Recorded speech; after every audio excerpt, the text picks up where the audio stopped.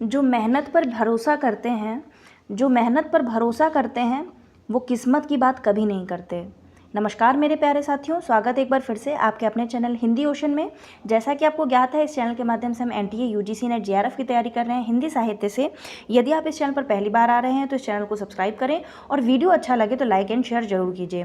तो चलिए शुरू करते हैं। आज का जो हमारा सेशन होने वाला है वो आपका 2014 दिसंबर का जो आपका द्वितीय प्रश्न पत्र है वो आपको आज हम कंप्लीट करा देंगे, जिसमें से 1 से लेकर 25 प्रश्न को हम लोग पहले भी कर चुके हैं विश्लेषण के साथ में।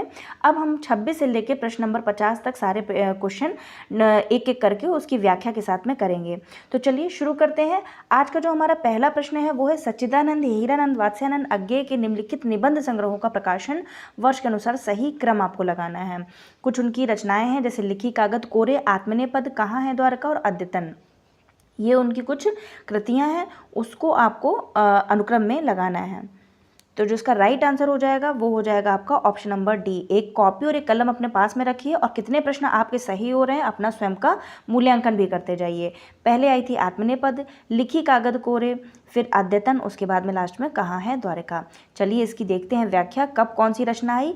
आत्मनेपद 1960 में आई थी, लिखी कागज कोरे 1972 में, अद्यतन 1977 में और कहाँ है द्वारका 1922 में आई। अज्ञेय के ये निबंध विचार चिंतन प्रधान निबंध हैं। कौन कौन से निबंध हैं इनके? आत्मनेपद 1960, लिखी कागज कोरे 1972 और अद्यतन 1977 और लास्ट में आपका है कहाँ है द्वारका 1982 में। कुट्टी चाटन उपनाम से आपके व्यक्तिपरक निबंध छपे हैं। किस नाम से? कुट्टी चाटन नाम से इनके व्यक्तिपरक निबंध छपे थे। आगे बढ़ते प्रश्न नंबर आपका आता है 27। लिखा है निम्नलिखित व्यंग रचनाओं को का प्रकाशन वर्ष के अनुसार में सही अनुक्रम आपको लगाना है।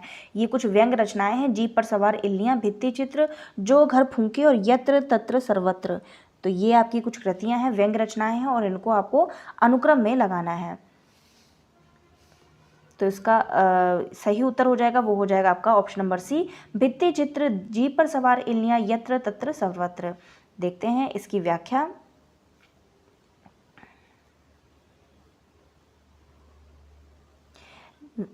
ये सभी जो रचनाएं हैं ये व्यंग्य प्रधान रचनाएं हैं और इनका रचनाकार, रचना और प्रकाशन वर्ष को हम लोग अध्ययन करते हैं।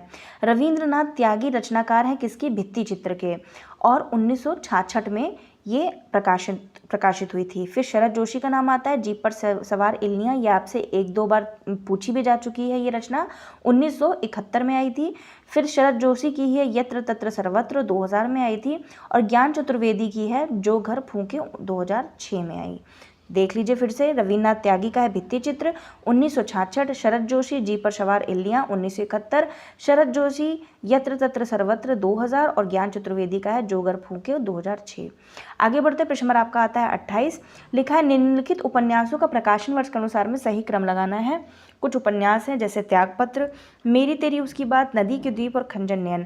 सारे जो उपन्यासकार हैं वो अलग अलग हैं। कोई एक ही उपन्यासकार के, पहले ज़्यादा था कि पहले एक ही उपन्यासकार के आपको अनुक्रम में लगाने को आ जाता था, लेकिन आजकल के जो प्रश्न पत्र हैं उसमें अलग अलग रचनाएं और कभी कभी अलग अलग उपन्यासकारों का भी नाम इसमें दे देते हैं और उनके कुछ प्रमुख उपन्यासों का नाम दे देते हैं। तो चलिए इसके जो कुछ उपन्यास हैं वो हैं त्यागपत्र, मेरी तेरी उसकी बात, नदी के द्वीप और खंजन नयन। तो जिसका राइट आंसर हो जाएगा वो हो जाएगा आपका सबसे पहले त्यागपत्र आया, नदी के द्वीप, मेरी तेरी उसकी बात और लास्ट में खंजन नयन। देखते हैं इसका अनुक्रम में कौन से कब आए थे उपन्यास। जैनेन्द्र द्वारा रचित त्यागपत्र उपन्यास 1937 में आया था। इसमें स्त्री के विद्रोही व्यक्तित्व का चित्रण किया गया है। अज्ञेय की कृति नदी के द्वीप 1951 में आई थी। इसमें रेखा और भुवन एवं गौरा की प्रेम कथा वर्णित है। किसकी? रेखा, भुवन और गौरा। इसके पात्रों को भी पढ़ते चलिए, पात्रों से भी प्रश्न आपके बनते हैं। यशपाल की कृति तेरी मेरी उसकी बात 1974 में आई। स्वाधीनता आंदोलन एवं उत्तर भारतीय समाज के राजनीतिक संघर्ष का चित्रण किया गया है। फिर आती है अमृतलाल नागर की खंजर नयन जो 1981 में सूरदास के जीवन चरित्र पर आधारित है। आगे बढ़ते हैं। प्रश्न नंबर आपका आता है 29। जन्मकाल के अनुसार निम्नलिखित कवियों का सही क्रम आपको बताना है। बिहारी, चिंतामणि, भूषण और मतीराम, ये कुछ कवि हैं। इनको आपको अनुक्रम में लगाना है कि कौन सा कवि पहले आता है और कौन सा कवि बाद में। तो जो इसका सही उत्तर हो जाएगा वो हो जाएगा सबसे पहले बिहारी, ऑप्शन नंबर ए इसका राइट हो जाएगा। बिहारी, फिर चिंतामणि, फिर भूषण और उसके बाद में मतीराम। ये देखिए जन्म उनका देख लेते हैं। बिहारी लाल का जब जन्म हुआ था 1595 ईस्वी में, डॉक्टर नगेंद्र ने रीति सिद्ध मानते हैं। प्रसिद्धि का कारण कल्पना की समाहार शक्ति। आप निम्बार्क संप्रदाय में दीक्षित थे। निम्बार्क संप्रदाय में कौन दीक्षित था? बिहारी लाल थे। उनका जन्म हुआ था 1595 में। मृत्यु को इतना याद करने की जरूरत नहीं है, लेकिन इनका जन्म वर्ष आप हमेशा याद रखिए, 1595 में इनका जन्म हुआ और डॉक्टर नगेंद्र ने इन्हें रीति सिद्ध माना है, रीति सिद्ध कवि माना है। फिर चिंतामणि आते हैं। चिंतामणि 1609 में इनका जन्म हुआ। ये इनका जो उपनाम था वो था मणिलाल और आप रीतिकाल के एक आदि आचार्य हैं। त्रिपाठी बंधुओं में श्रेष्ठ थे। मतीराम भूषण आपके भाई हैं। मतीराम और भूषण किसके भाई हैं? चिंतामणि के भाई हैं। फिर भूषण का नाम आता है, 1613 में इनका जन्म हुआ। भूषण उपाधि रुद्रराम सोलंकी ने दिया। कब हो सकता है पूछ ले एग्जाम में कि भूषण को जो भूषण उपनाम है वो किसने दिया था? तो रुद्रराम सोलंकी ने दिया था और 1613 में इनका जन्म हुआ। आपकी समस्त रचनाएं मुक्तक शैली में लिखी गई हैं। मुक्तक शैली में सारी रचनाएं मुक्तक शैली में किसने लिखी हैं? भूषण ने। फिर नाम आता है मतीराम का। मतीराम का जन्म हुआ था 1617 ईस्वी में। इनकी कृति रसराज रसिक जनों का कंठहार माना जाता है। फूल मंजरी प्रथम कृति है इनकी और ललित नाम अलंकारित रचना है।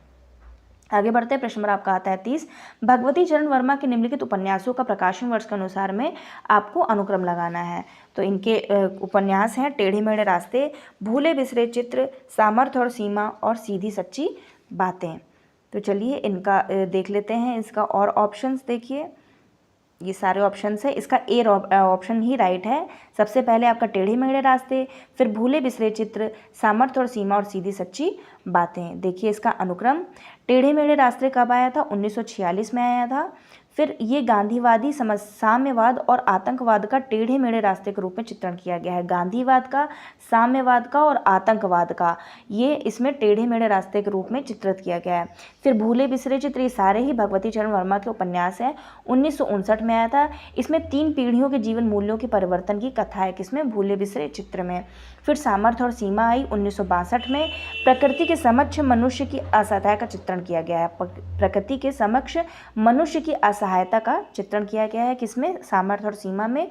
फिर सीधी सच्ची बातें 1968 में आया था और इस सन 1938 से 48 तक के राष्ट्रवादी नेताओं का इसमें मूल्यांकन किया गया। कब से कब तक? 1938 से लेकर के जो 1948 का जो समय अवधि थी, इसमें जो राष्ट्रवादी जो नेता लोग थे उनका उसमें मूल्यांकन किया गया। किसमें? सीधी सच्ची बातें में। तो इसका कथ्य भी, इसका आपको कथा वस्तु भी एक तरीके से याद करनी है कि इसका वर्ण विषय क्या है, क्योंकि कभी कभी मैच द फॉलोइंग में वर्ण विषय से भी प्रश्न बन जाते हैं। एक तरफ आपको उपन्यास दे देंगे और उसके कुछ पॉइंट चंद 5-6 शब्दों में आपको उसका कथ्य दे देंगे, तो उससे आपको मिलान करना होगा किसमें क्या चित्रित किया गया है। आगे बढ़ते हैं। प्रश्न नंबर आपका आता है 31। लिखा है निम्नलिखित रचनाकारों को उनकी आत्मकथाओं के साथ में सम्मिलित करना है। शिव पूजन सहाय, सुमित्रानंदन पंत, हरिवंश राय बच्चन, पांडे बेचन शर्मा उग्र। फिर 10 द्वार से सोपान तक, मेरा जीवन, अपनी खबर, राख से लपटे। तो चलिए इसका मिलान कर लेते हैं। शिव पूजन सहाय सभी को पता होनी चाहिए, इनका जो है मेरा जीवन। फिर सुमित्रानंदन पंत का नाम आता है, इनका है 60 वर्ष 1 एकांकन। इसमें ये देखिए 60 वर्ष और 1 एकांकन है। फिर हरिवंश राय बच्चन का है आपका 10 दोपहर से सोपान तक, शिव पूजन सहाय, मेरा जीवन। और पांडे बेचन शर्मा उग्र का है अपनी खबर। आगे देखते हैं। इसका देखिए ऑप्शन नंबर डी सही है, 2, 5, 1, 3। ये देखिए मेरा जीवन आत्मकथा शिव पूजन सहाय की है और कब आई थी? 1985 में आई थी। 60 वर्ष 1 रेखांकन, आप 1960 इसको बहुत अच्छे से याद कर सकते हैं। 1960 और 60 वर्ष 1 का रेखांकन सुमित्रानंदन पंत की है। 10 द्वार से सोपान तक 1985 में आई, हरिवंश राय बच्चन की आत्मकथा है। अपनी खबर 1960 में आई थी, पांडे बेचन शर्मा उग्र की है। और राख की लपटें जो आत्मकथाकार हैं इसके हैं पुरुषोत्तम दास टंडन। आगे बढ़ते प्रश्न नंबर आपका आता है 32। निम्नलिखित आलोचकों को उनके ग्रंथ के साथ में सम्मिलित करना है। कुछ आलोचक के नाम हैं, उनके कुछ ग्रंथ हैं, तो चलिए मिलान कर लेते हैं। नंद दुलारे वाजपेयी, लक्ष्मीकांत वर्मा, रामविलास शर्मा, विजय देवनारायण शाही, और इधर उनके कुछ ग्रंथ दिए गए हैं। जायसी, निराला, मानव मूल्य और साहित्य, हिंदी साहित्य 20वीं शताब्दी और नई कविता के प्रतिमान। तो चलिए मिलान करते हैं। आपके जो नंद दुलारे वाजपेयी हैं, इनका है आपका हिंदी साहित्य 20वीं शताब्दी। उसके बाद में नई कविता के प्रतिमान जो रचना है, ये आपकी है लक्ष्मीकांत वर्मा की। उसके बाद नाम आता है रामविलास शर्मा का। रामविलास शर्मा का है निराला, माफ़ कीजिएगा, निराला है इनका।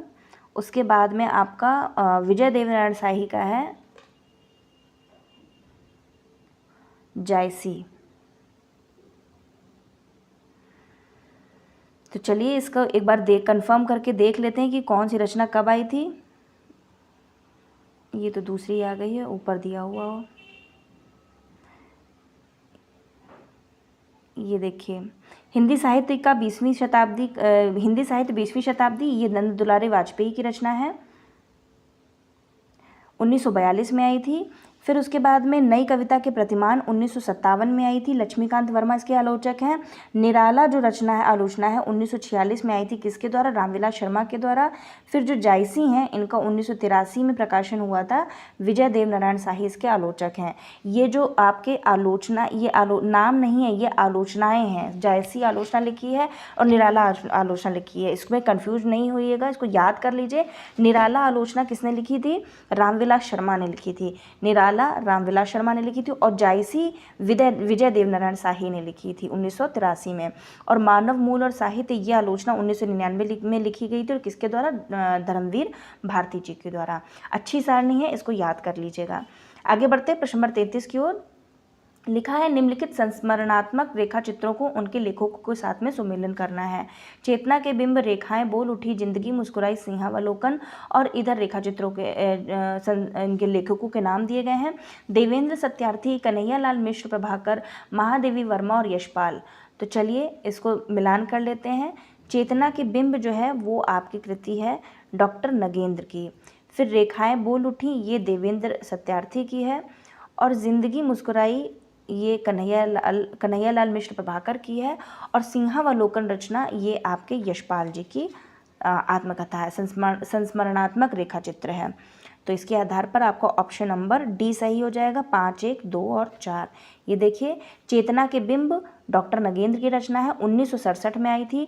रेखाएं बोल उठी, देवेंद्र सत्यार्थी इसके लेखक है, 1949 में। जिंदगी मुस्कुराई, कन्हैयालाल मिश्र प्रभाकर की रचना है, 1953 में आई थी। सिंहावलोकन 3 खंडों में प्रकाशित हुई थी, 1951 में, 52 में, 55 में। यशपाल जी का ये रेखा चित्र है। और मेरा परिवार, ये महादेवी वर्मा जी का है, कृति 1972 में आई थी। और अगर आपका इसको क्रम में पूछ लिया जाता है तो सबसे पहले आपका रेखाएं बोल उठी, देवेंद्र सत्यार्थी का नाम आएगा। फिर नाम आएगा जिंदगी मुस्कुराई, कन्हैयालाल मिश्र प्रभाकर। फिर नाम आएगा आपका इस सिंहावलोकन का पहले आएगा, फिर जिंदगी मुस्कुराई, और फिर चेतना के बिंब, और लास्ट में मेरा परिवार। तो आपको प्रकाशन वर्ष भी आपको याद करते हुए चलना है। आगे बढ़ते प्रश्न नंबर आपका आता है 34। निम्नलिखित कहानीकारों को उनके कहानियों के साथ में सुमेलन करना है। भगवती चरण वर्मा, ईलाचंद जोशी, यशपाल, उपेंद्रनाथ अश्क, ये कुछ कहानीकार दिए गए हैं और उनकी कहानियों के नाम हैं पिंजरा, मकरील, दो बाके, एक कैदी, दिवाली और होली। तो चलिए इसका सुमेलन कर लेते हैं। भगवती चरण वर्मा की जो कहानी है उसका नाम है दो बाके। फिर ईलाचंद जोशी का नाम आता है, इनका है दिवाली और होली। फिर यशपाल जी का सभी को पता होगा, मकरील इनकी कहानी है। और उपेंद्रनाथ अश्क का है पिंजरा। तो देखिए ए का थर्ड ऑप्शन किस में मिल रहा है? ए का थर्ड ऑप्शन आपका ऑप्शन नंबर ए में मिल रहा है, तो ए राइट हो जाएगा। 3, 5, 2, 1। ये देखिए इसकी व्याख्या। भगवती चरण वर्मा की है दो बाके, कब आई थी? 1936 में आई थी। ईलाचंद जोशी की कहानी है दिवाली और होली, 1942 में आई थी। यशपाल की है मकरील, 1934 में आई। उपेंद्रनाथ अश्क की है पिंजरा, 1944 में आई। और जैनेन्द्र की कहानी का नाम है एक कैदी। आगे बढ़ते हैं, प्रश्न नंबर आपका आता है 35। लिखा है निम्नलिखित उपन्यासकारों को उनके उपन्यासों से सुमेलन करना है। राधा कृष्ण दास, किशोरीलाल गोस्वामी, देवकीनंदन खत्री और श्रद्धाराम फिल्लौरी। इधर उनके उपन्यासों का नाम है तारा, कश्मीर यात्रा, चंद्रकांता, भाग्यवती और निस्सहाय हिंदू। तो चलिए सुमेलन कर लेते हैं इसका। राधा कृष्ण दास का है निस्सहाय हिंदू। फिर किशोरीलाल गोस्वामी का नाम आता है, इनका कौन सा उपन्यास होगा? जो किशोरीलाल गोस्वामी हैं इनका आपका किशोरीलाल गोस्वामी का है तारा। मुझे कन्फ्यूजन थोड़ी हो गई थी, राधा कृष्ण दास मुझे लग रहा था निस्सहाय हिंदू किशोरीलाल गोस्वामी का है, लेकिन नहीं, राधा कृष्ण दास का है निस्सहाय हिंदू और किशोरीलाल गोस्वामी का है तारा। फिर देवकीनंदन खत्री का नाम आता है, इनका तो सभी को पता होना चाहिए, चंद्रकांता है। और श्रद्धाराम फुल्लेरी का है भाग्यवती। तो इसके आधार पर देखिए ए का 5th ऑप्शन कहाँ मिल रहा है? ए का 5th ऑप्शन मिल रहा है ऑप्शन नंबर 2 में, तो इसका बी ऑप्शन राइट हो जाएगा। ये देखिए इसकी व्याख्या, राधा कृष्ण दास 1890 में आई थी। निस्सहाय हिंदू इनका उपन्यास है और ये हिंदी का प्रथम उपन्यास भी माना जाता है जिसमें गोवध वर्णित है, मतलब गोवध की कथा कही गई है। फिर किशोरीलाल गोस्वामी 1902 में उपन्यास आया था, कौन सा? तारा। और तारा एक पात्र का भी नाम है और ये जो पात्र है ये यशपाल की एक उपन्यास है, उस उपन्यास का आपको नाम बताना है और बहुत फेमस उपन्यास है वो यशपाल जी का, जिसमें तारा पात्र हैं। और तारा उपन्यास भी है किसका? किशोरीलाल गोस्वामी का। याद रखिएगा, इंपॉर्टेंट तथ्य आपको मिल रहा है।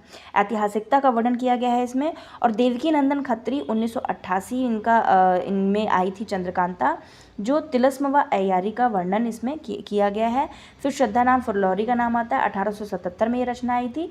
भाग्यवती ये सामाजिक रचना है, यह हिंदी की इसको भी हिंदी का प्रथम उपन्यास माना जाता है। अलग अलग आलोचकों ने अलग अलग उपन्यासों को प्रथम उपन्यास स्वीकारा है। आगे बढ़ते प्रश्न नंबर आपका आता है 36। निम्नलिखित नाटककारों को उनके नाटकों के साथ में सुमेलन करना है। भारतेंदु हरिश्चंद्र, राधाचरण गोस्वामी, प्रताप नारायण मिश्र, बालकृष्ण भट्ट। और इधर नाटकों के नाम है महारानी पद्मावती, संगीत शाकुंतल, अंधेर नगरी, अमर सिंह राठौर और नल दमयंती। अच्छे नाटकों के नाम हैं, इनको आपको सुमेलन करना है। तो चलिए मिलान कर लेते हैं। सबसे पहला तो सभी को आना चाहिए, भारतेंदु हरिश्चंद्र किसका है? अंधेर नगरी इनका नाटक है। फिर राधाचरण गोस्वामी का नाम आता है और इनकी जो रचना है वो है अमर सिंह राठौर। फिर प्रताप नारायण मिश्र का नाम आता है, इनका है संगीत शाकुंतल। और फिर नाम आता है आपका बालकृष्ण भट्ट का, इनका है नल दमयंती। याद कर लीजिए, बहुत अच्छे नाटक हैं और एग्जाम में पूरे चांसेस बनते हैं कि इधर से आपसे पूछ लिया जाता है। भारतेंदु हरिश्चंद्र की कोई ना कोई तो रचना आपसे पूछी ही जाएगी।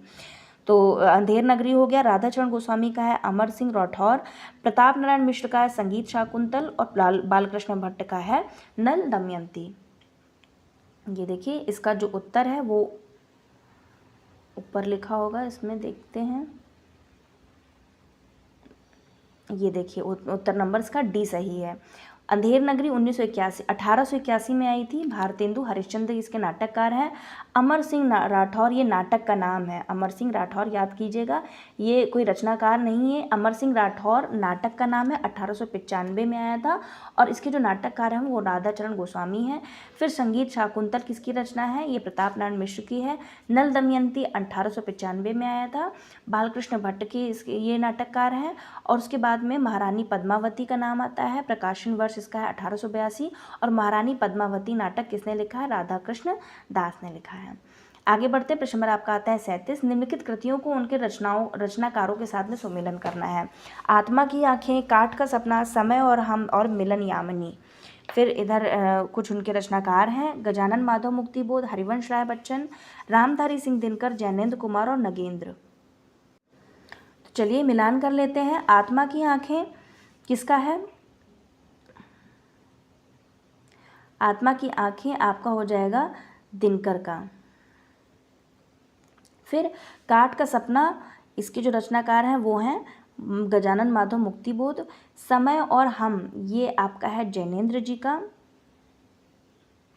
और मिलन यामिनी हरिवंश राय बच्चन का। तो इसके आधार पर आपका ऑप्शन नंबर ए का 3rd देखिए, ऑप्शन नंबर सी में मिल रहा है, ऑप्शन नंबर सी इसका राइट हो जाएगा। ये देखिए इसकी व्याख्या, आत्मा की आंखें दिनकर की है रचना, 1964 में आई थी। काठ का सपना मुक्तिबोध की रचना है, 1967। समय और हम जैनेंद्र कुमार, 1964। मिलन यामिनी हरिवंश राय बच्चन, 1950। और आलोचक की आस्था रचना है किसकी, डॉक्टर नगेंद्र की, 1966 में आई थी। आगे बढ़ते प्रश्न नंबर आपका आता है 38। सुमित्रा नंदन पंत के निम्नलिखित काव्य संग्रहों को उनके प्रकाशन वर्ष के साथ में सुमेलन करना है। पल्लव, वीणा, गुंजन, स्वर्ण किरण। और इधर उनकी समय दिए गए हैं 1927, 1932, 1936, 1926 और 1947। तो चलिए इसका मिलान करिए। पल्लव जो रचना आई थी वो आई थी आपके सन 1926 में। फिर जो वीणा रचना है वो आई थी 1927 में। गुंजन रचना 1932 में आई थी और स्वर्ण किरण रचना 1947 में आई थी। तो ए का फोर्थ ऑप्शन देखिए किस में मिल रहा है, ऑप्शन नंबर बी में मिल रहा है। तो इसका राइट आंसर हो जाएगा 4, 1, 2, 5। ये देखिए पल्लव 1926 में आई थी। पंत जी की इस रचना को छायावाद का घोषणा पत्र मैनिफेस्टो कहा जाता है। किसको, पल्लव को। कब आई थी ये रचना, 1926 में। फिर वीणा नाम आता है 1927 में आई थी। यह छायावादी रचना है किसकी, पंत जी की। फिर गुंजन 1932 में आई थी। ये पंत जी की छायावाद की अंतिम रचना मानी जाती है। अंतिम रचना मानी जाती है गुंजन, और मैनिफेस्टो माना जाता है छायावाद का पल्लव को। और इनकी जो प्रथम रचना है वो है उच्छ्वास। स्वर्ण किरण 1947 में आई थी और यह अंतश्चेतनावादी रचना मानी जाती है जो कि रविंद्र दर्शन से प्रभावित है। आगे बढ़ते प्रश्न नंबर आपका आता है 39। निम्नलिखित पत्रिकाओं को उनके प्रकाशन के साथ में सुमेलन करना है। आनंद कादम्बनी, ब्राह्मण, हिंदी प्रदीप और उचित वक्ता। और इसका जो प्रकाशन स्थान है वो आपको बताना है, प्रकाशन स्थान। तो ब्राह्मण पत्रिका जो है वो तो आपकी कानपुर से प्रकाशित होती थी। फिर आनंद कादम्बनी जो पत्रिका है वो कहाँ से प्रकाशित होती थी, मन में सोचिए इसको, इसका आंसर क्या होगा। आनंद कादम्बनी मिर्ज़ापुर से प्रकाशित होती थी। फिर हिंदी प्रदीप किसकी है, प्रदीप भट्ट, ऐसे हमने याद किया था, बालकृष्ण भट्ट की रचना है ये, और ये आती थी प्रयाग से। उसके बाद में उचित वक्ता, ये आपकी जो रचना है वो दुर्गा प्रसाद मिश्र इसके संपादक रहे हैं और ये कलकत्ता से प्रकाशित होती थी, उचित वक्ता। तो आनंद कादम्बनी हो गया मिर्ज़ापुर, फिर ब्राह्मण कानपुर, हिंदी प्रदीप प्रयाग और उचित वक्ता कलकत्ता। ये देखिए कुछ संपादक हैं, पत्रिका के नाम दिए गए हैं और प्रकाशन वर्ष और स्थान।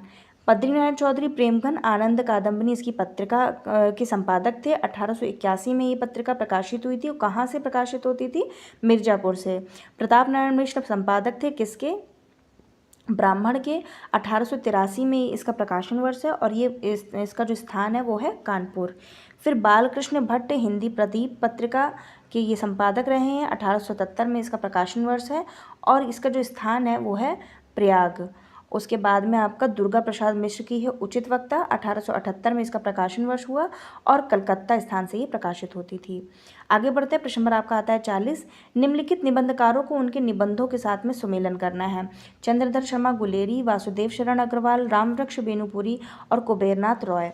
और इनके कुछ निबंध संग्रह दिए गए हैं। महके आंगन चहके द्वार, वंदे वाणी विनायको, पृथ्वीपुत्र, कछुआ धर्म और मराल निबंध संग्रह हैं और उनके निबंधकारों के नाम दिए गए हैं। तो इसका सुमेलन आपको करना है।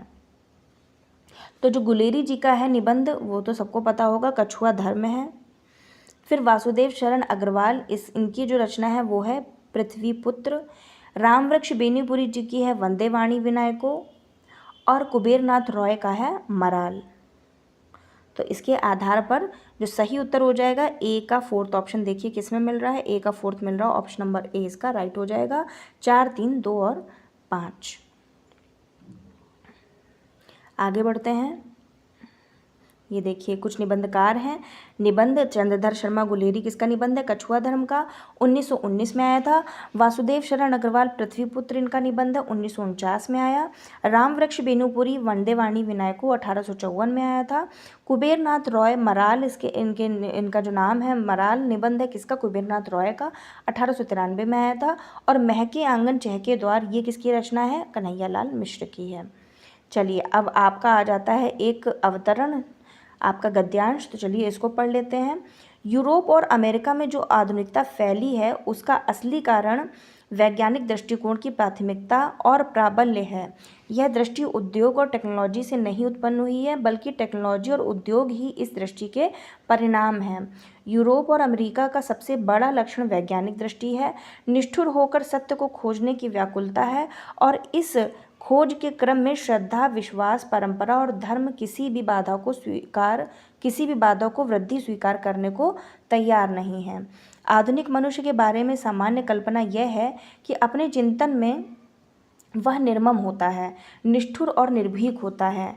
जो बात बुद्धि की पकड़ में नहीं आ सकती उसे वह त्रिकाल में भी स्वीकार नहीं करेगा, और जो बातें बुद्धि से सही दिखाई देती हैं उनकी वह खुली घोषणा करेगा, चाहे वे धर्म के विरुद्ध पड़ती हों, नैतिकता के खिलाफ हो जाती हों अथवा उनसे मानवता का चिरपोषित विश्वास खंड खंड हो जाता हो।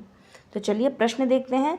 प्रश्न है आपका, वैज्ञानिक दृष्टि से कब धर्म, नैतिकता और विश्वास का विरोध करती हैं? तो जिसका सही उत्तर हो जाएगा वो हो जाएगा जब वे उसकी दृष्टि से गलत हों। ऑप्शन नंबर डी इसका राइट है। आगे बढ़ते हैं। ये देखिए, वैज्ञानिक दृष्टि धर्म, नैतिकता और विश्वास का विरोध तब करती हैं जब वे उसकी दृष्टि में गलत होता है। आधुनिक मनुष्य के संदर्भ में वैज्ञानिक दृष्टि की सबसे बड़ी सिद्धि क्या है? तो इसका जो राइट आंसर हो जाएगा वो हो जाएगा ऑप्शन नंबर सी, तथ्यों का वस्तुगत परीक्षण और निष्कर्ष। फिर आता है प्रश्न नंबर आपका 43, यूरोप और अमेरिका में आधुनिकता फैलने का कारण क्या है?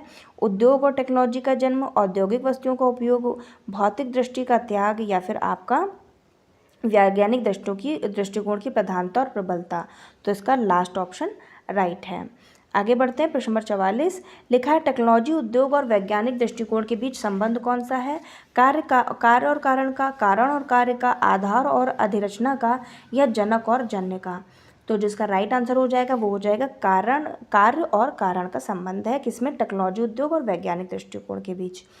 और 45 प्रश्न आपका आता है, यूरोप और अमेरिका के संदर्भ में श्रद्धा, विश्वास, परंपरा, धर्म आदि किसी भी बाधा को मानने के लिए तैयार नहीं है। दार्शनिक सत्य की खोज के संदर्भ में, वैज्ञानिक सत्य की खोज के संदर्भ में, सामाजिक यथार्थ के अनुसंधान के संदर्भ में, या फिर साहित्यिक अनुसंधान के संदर्भ में।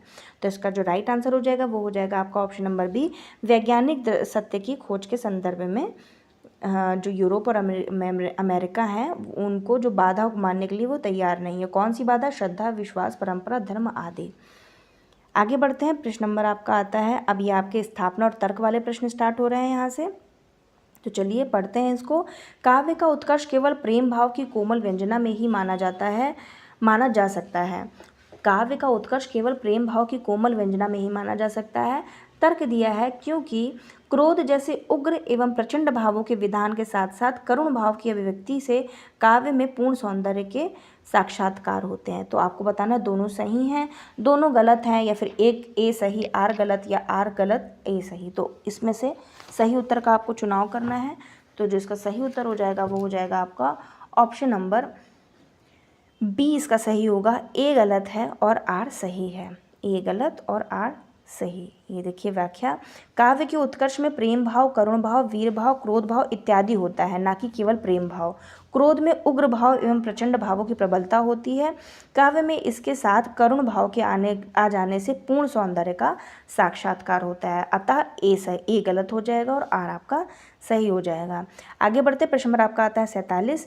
स्थापना है, भूमंडलीकरण ने जन की पुरानी धारणा बदल कर रख दी है। उसने जन को मास में बदल दिया है। तर्क है क्योंकि भूमंडलीकरण के मास में वही लोग शामिल हैं जिनके पास क्रय शक्ति है और जो जनसंचार साधनों के उपयोग में दक्ष हैं। तो इसका जो सही उत्तर हो जाएगा वो आपको बताना है। इसका सही उत्तर दोनों ही राइट हो जाएंगे। ऑप्शन नंबर ए भी राइट और आर भी सही। आगे बढ़ते हैं। प्रश्न नंबर आपका आता है 48। लिखा है, स्थापना श्रृंगार को रसराज माना जाता है, इसलिए वह सभी रसों में प्रधान है। तर्क दिया गया है क्योंकि जीवन के आदि से लेकर अंत तक उसी का प्रसार है और जीवन की सभी भावनाएं उसी से निसरा हैं। इसका सही उत्तर आपको बताना है। तो ऑप्शन नंबर डी इसका राइट हो जाएगा। ए सही हो जाएगा लेकिन आर गलत हो जाएगा, क्योंकि इसमें केवल और केवल आपका रस को ही मेन माना गया है, क्योंकि जीवन को आदि से लेकर अंत तक उसी का प्रसार है। किसका? श्रृंगार का। श्रृंगार रस तो एक ही नहीं है, बहुत सारे रस हैं, तो उन रसों से भी आपकी जीवन के सभी भावनाएं उससे भी निश्चय होती हैं। तो इसके आधार पर आपका ए सही हो जाएगा और आर गलत हो जाएगा। आगे बढ़ते हैं। प्रश्न नंबर आपका आता है 49। भारतेंदु युग आधुनिकता का प्रवेश द्वार है। सही बात है। तर्क दिया है क्योंकि यह मध्यकालीन परंपराओं का पूर्ण विरोधी है। अब आप इसका सही उत्तर दीजिए। इसका जो सही उत्तर हो जाएगा वो हो जाएगा ए सही और आर गलत। कभी कभी एकदम पढ़ने के बाद ही तुरंत समझ में आ जाता है ए सही और आर गलत। प्रश्न नंबर आपका आता है 50 और ये आज का हमारा अंतिम प्रश्न है, जो आपको 2014 दिसंबर महीने का सेकंड पेपर कंप्लीट हो जाएगा। उसके बाद हम लोग दूसरे पेपर की ओर अग्रसित होंगे। स्थापना है प्रतीक अमूर्त का मूर्तिकरण है जिसमें अदृश्य सारतत्व की अभिव्यक्ति होती है। तर्क दिया गया है क्योंकि जब किसी वस्तु का कोई एक भाग गोचर हो और फिर आगे उस वस्तु का ज्ञान हो तब उस भाग को प्रतीक कहते हैं। इसका सही उत्तर आपको बताना है। पढ़िए और आंसर इसका सही बताइए। इसका दोनों ही राइट हो जाएंगे। ऑप्शन नंबर ए भी सही और आर भी सही, और ए और सही बी ऑप्शन में दिया है, तो बी इसका उत्तर हो जाएगा।